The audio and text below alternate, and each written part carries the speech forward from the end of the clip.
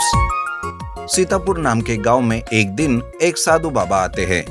वो उस गांव के तालाब के किनारे एक कुटिया बनाकर रहने लगते हैं। तभी एक दिन गांव का एक आदमी वहां आता है और उस साधु बाबा से कहता है, साधु बाबा, आप बड़े तपस्वी लग रहे हो। आपको पता है कि मेरी गाय कहाँ गई है? तब साधु बाबा कुछ देर आंखें बंद करके रहते हैं और थोड़ी देर में कहते हैं, बेटा, तुम्हारी गाय तो जंगल की ओर उत्तर दिशा में गई है।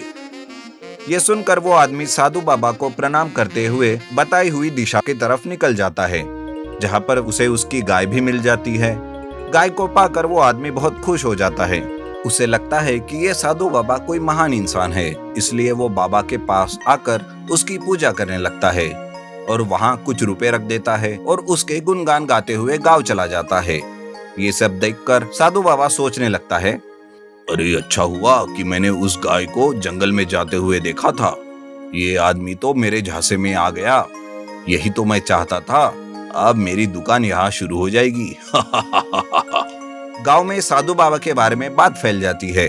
लोग धीरे धीरे आकर उनसे अपने दुख बताने लगते हैं। बाबा उनका निवारण करके उनके लिए पूजा करने के नाम पर पैसे ऐंठने लगता है। गांव के लोग भी बाबा को दान में फल और पैसे देने लगते हैं। इसी तरह एक बार उसी गांव की कमला नाम की औरत साधु बाबा के पास आकर कहती है, बाबा, आपके बारे में बहुत सुना है। अब तो आप ही मेरी मदद कर सकते हो बाबा। मेरे बेटे को नौकरी पर लगवा दो। कई दिनों से नौकरी के लिए वो मारा मारा फिर रहा है।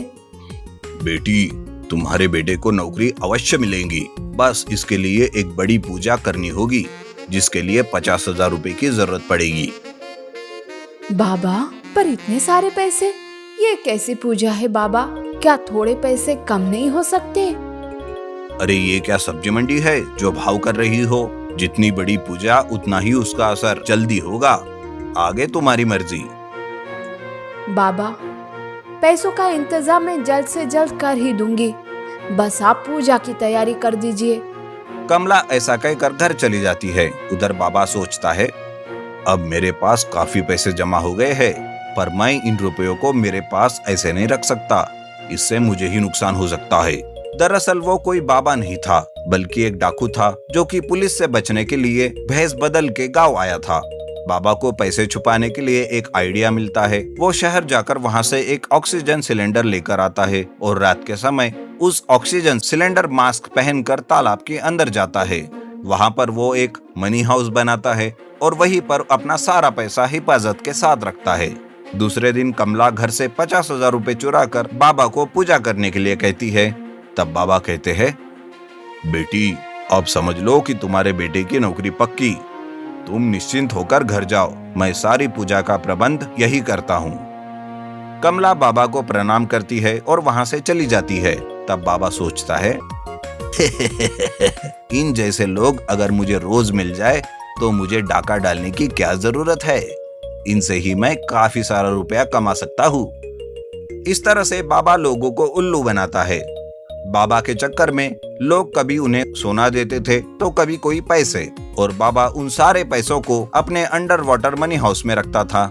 कमला को पैसे देकर 1 महीना हो चुका था, पर अभी तक उसके बेटे को नौकरी नहीं मिली थी। तब वो बहुत ही चिंतित हो जाती है और अपने पति मोहन को सारी बात बताती है। तब मोहन कहता है, अरे बेवकूफ औरत, वो पैसे मैं अपने कल के भविष्य के लिए रखे थे, तुमने बाबा को दे दिए, वो भी मुझे बिना बताए। अगर पूजा करने से नौकरी लगती थी तो अब तक लग जाती थी ना। अब चलो मेरे साथ उस बाबा के पास। इस तरह मोहन कमला को बहुत डांटता है और उसे लेकर बाबा के पास जाकर उससे पैसे वापस मांगता है। तब बाबा उल्टी बातें करके कहते हैं, अरे बेटा, मुझे तुम्हारे किसी पैसों के बारे में कुछ नहीं पता। मैंने तुम्हारे पैसे नहीं लिए।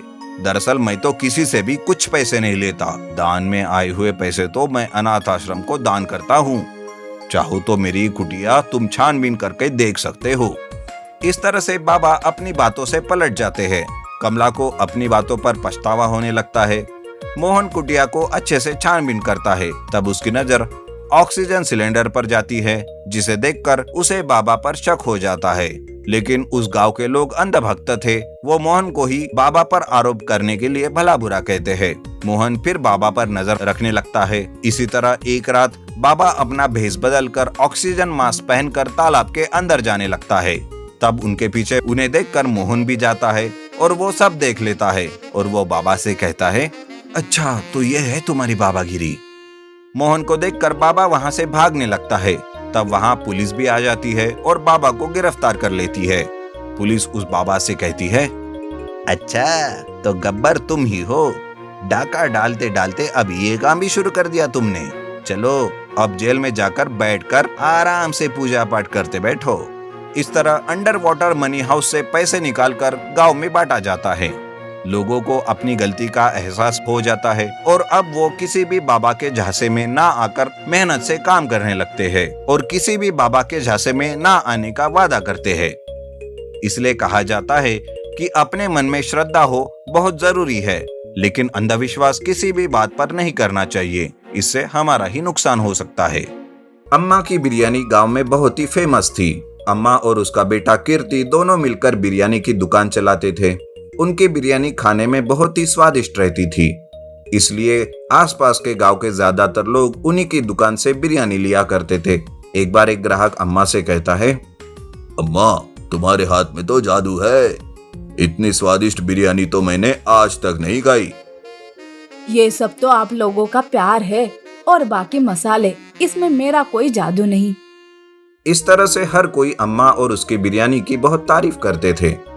अम्मा ना ही सिर्फ बिरयानी शॉप चलाती थी, बल्कि अनाथ बच्चों में वो बिरयानी भी बांटा करती थी।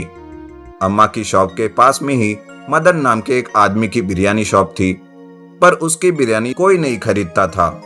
एक बार मदन अपने दुकान से अम्मा की दुकान की लाइन देखते हुए अपने नौकर से कहता है, अरे कमबख्त, उधर देखो अम्मा की दुकान में कितनी बड़ी लाइन लगी है, और हमारी दुकान में देखो यहाँ पर कोई मक्खी तक उड़ाने नहीं आता।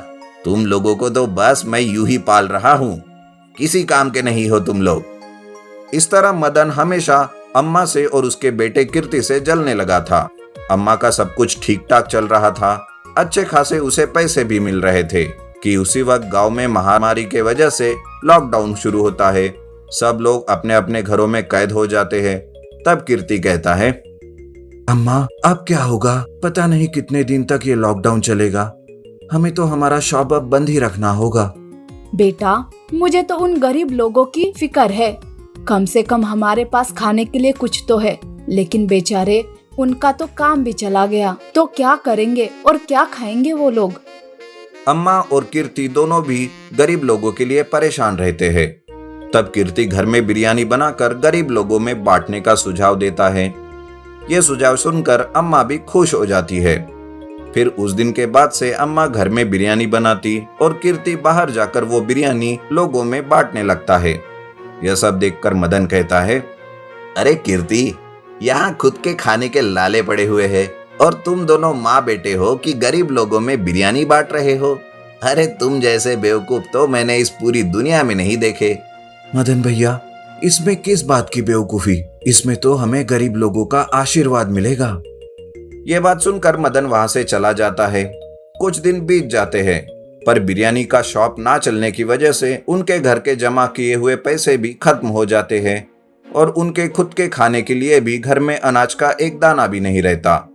ऐसे में कीर्ति इस महामारी के चक्कर में आ जाता है और उसे अस्पताल में भर्ती किया जाता है।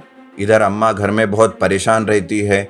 उसे कुछ समझ नहीं आता कि तभी एक दिन एक बूढ़े बाबा आकर उसे कहते हैं, क्या यही अम्मा का घर है? हाँ बाबा, मैं ही अम्मा हूँ। कहो, आपको कोई काम था क्या मुझसे?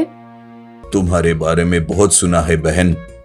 2-4 दिनों से मैं भूखा हूँ। सुना है तुम्हारे घर से कोई वापस नहीं जाता। बाबा की ये बात सुनकर अम्मा और भी चिंतित हो जाती है।